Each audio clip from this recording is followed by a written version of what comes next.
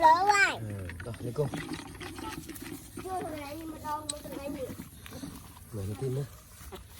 Mở cái tiện. Lực lắc nữa. Ây trời. Miền ăn. Miền Tây. Đấy, sẽ ăn giò lắm nữa. Miền ăn. Nó dặn luôn.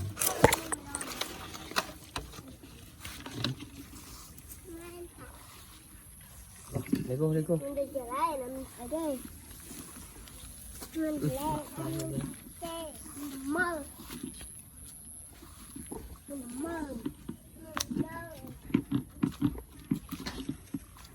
Mình thật sơ. Miền vậy.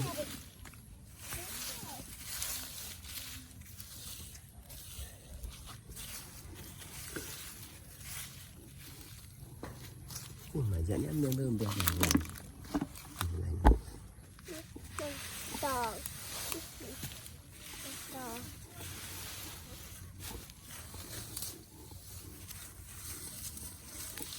Berdiri kok. Berdiri kok. Berdiri kok. Bạn berdiri muôi. Đi con.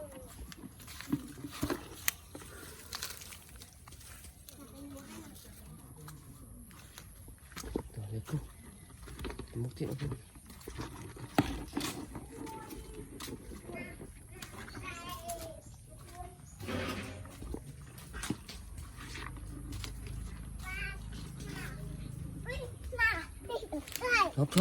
Chộp mới đi sân chụp ao quay mua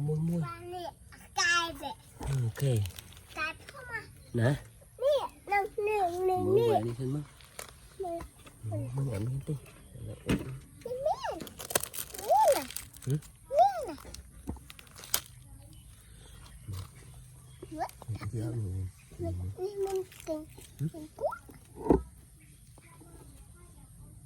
đó này Papa.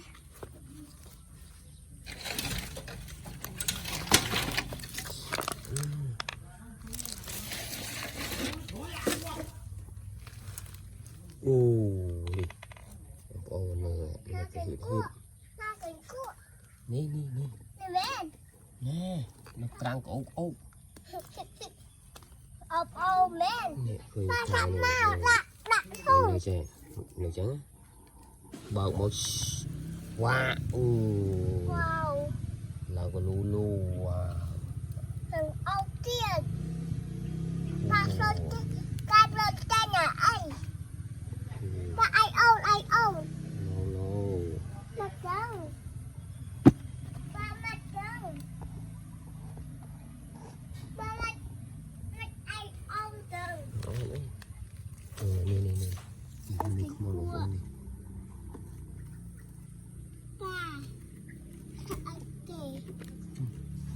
cụ luôn nè lột ra nè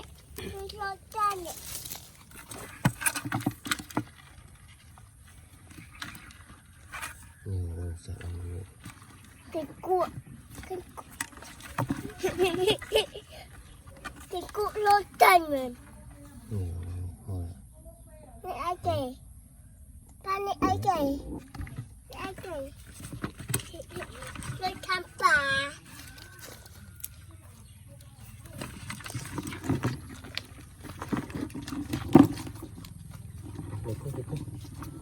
Cô tiêu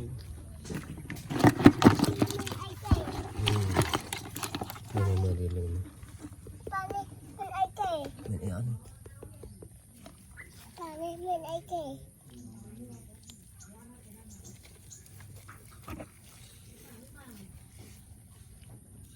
ba nè mình kính cuộn mình kính cuộn đấy khơi nhá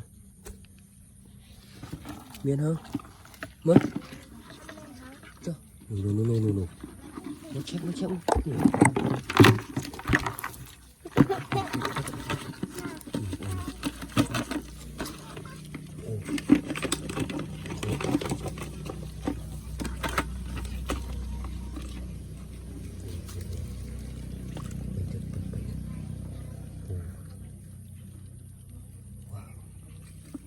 bố cái am đi wow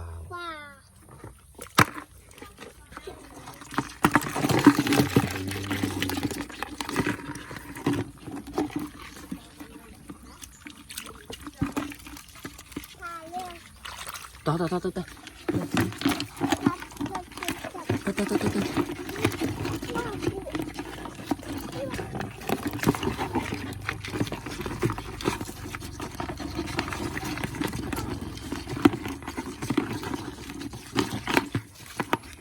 rồi mới xong ăn như thế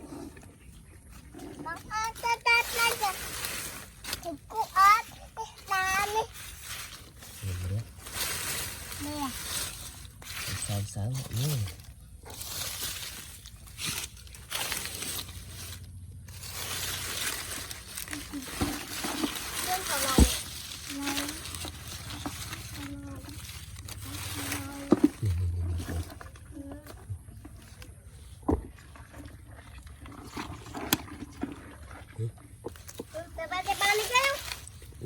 bay bôi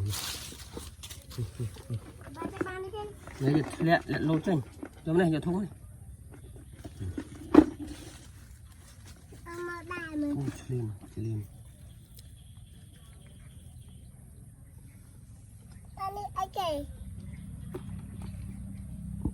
cho chơi lại cho kinh cuộn nó chết gì lại nè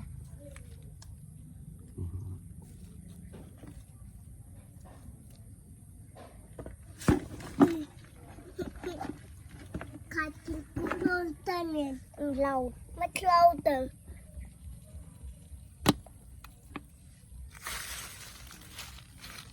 phía lâu hãy trong lâu lên cô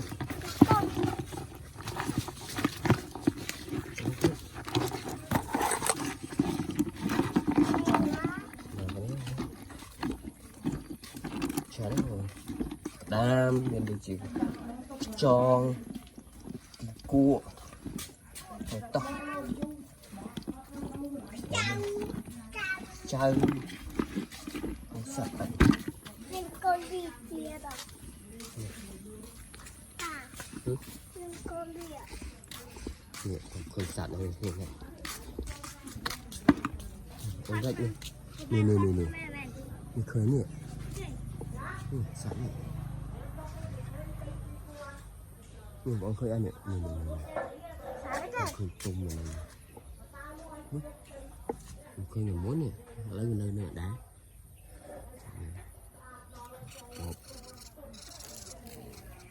anh hảo chân bắt môi nó có hai kìa hảo thôi bắt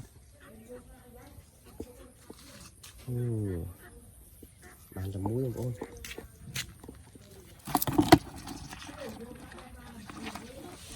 các bạn đang xa đây kìa mới cái kinh cụ lột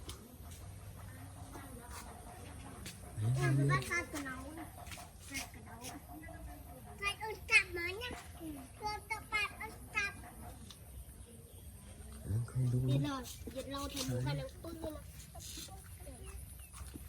ôi một ca đấy một ca sao cả nè con chưa ra đâu ông cứ chui like chui share subscribe mới thôi mà